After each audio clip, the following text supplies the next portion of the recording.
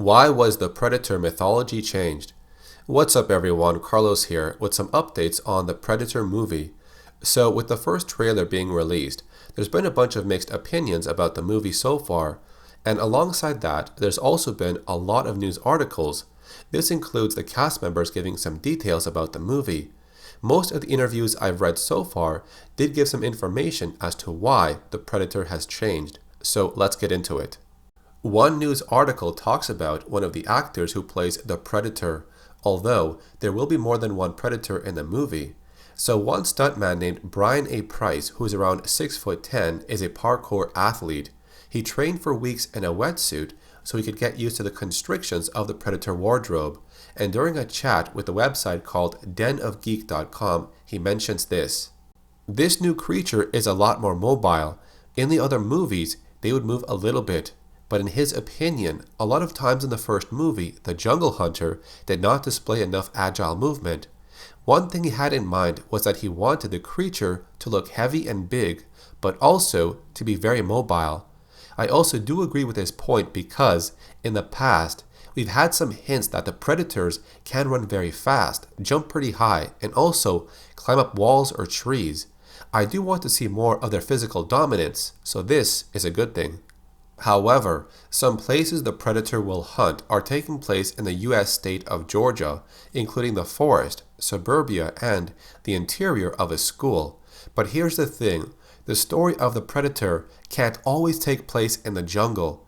You can't repeat the same thing all the time in every movie, so in a way, I can accept this change just for the sake of the story.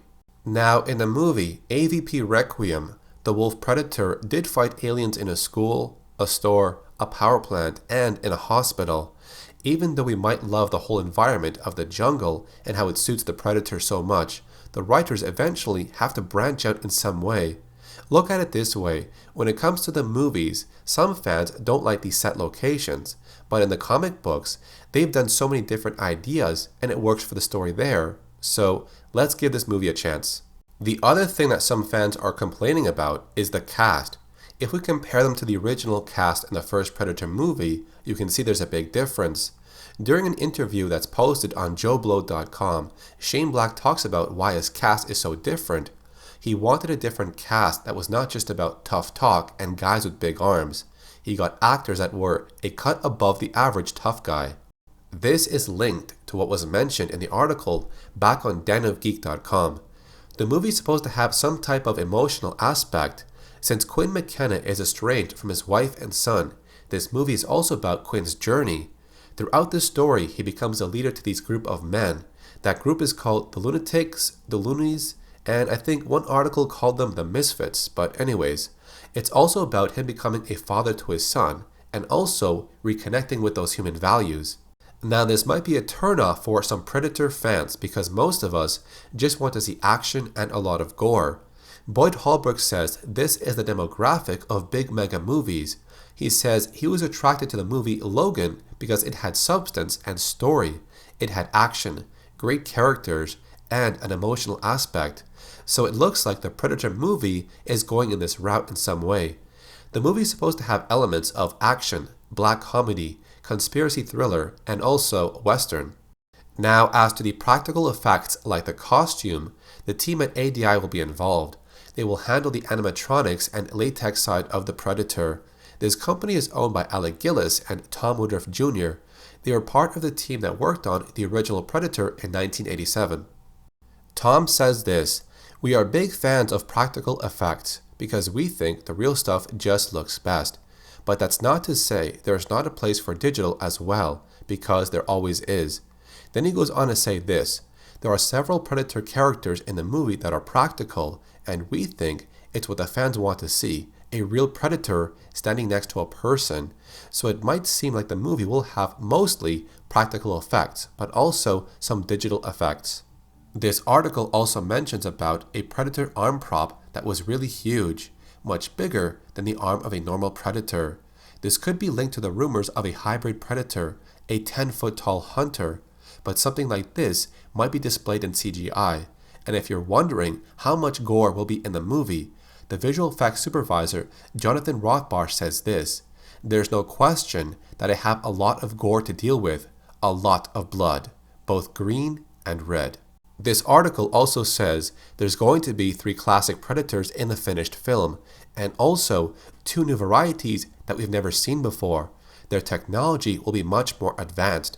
They will have a new device on the Predator Gauntlet, and it can shoot out something that can control electronic devices, including its own ship. There's also a place inside the Predator ship called the Ark. A huge number of cast members will be here for a scene. The interior is full of swooping clean lines and also red LED lighting. This design seems to match one specific Predator in the trailer. The actor, Edward James Olmos, who plays a military general in the movie, also uttered an ominous line. He said this, "We're headed for war." So this could imply that there's going to be a lot of gunfights between the humans and predators. Now back to the article on JoeBlow.com. There's some information that the government is involved with the predators. They are aware of this alien species coming to Earth, and so they prepare themselves to fight against the incoming predator strikes. This brings up questions like, what will the predators do when they get noticed by us? And there's also something about they might have other motives when they come to Earth. So it seems they have changed some things around within the predator mythology. Shane Black was asked about his involvement in the film, and he says this, "Well, I think that there's a basic premise that has to be honored every time you make a predator film, and that's in some way, whatever the plot turns out to be, it has to, at some level, represent a hunt. But beyond that, I think there's infinite variability." So we just tried to take the existing mythology and take it a step further, and bring up some questions. Why predators do what they do?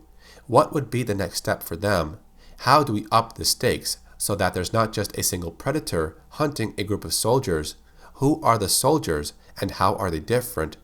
This seems to match what we heard a long time ago, that they were adding new ideas to the predator.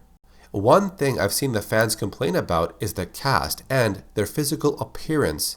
Sure, they are not as big and muscular as the cast from the first movie, but Shane Black has a response for this. He says this, "I guess it was a reaction against perfection and the predator going up against a perfect specimen all the time, and that being solely based on physical appearance and muscles, and I thought, well maybe, how about misfits?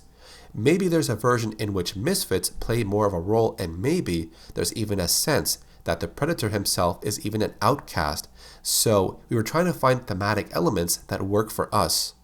So the way I see it, maybe they wanted characters that you could relate to, just your average person that was still strong but in a different way.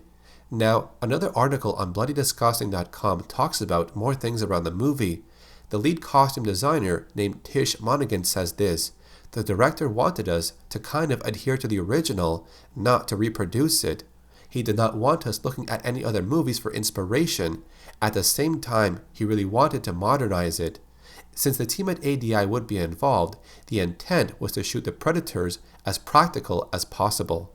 And while on the set, there was something mentioned about the word creatures.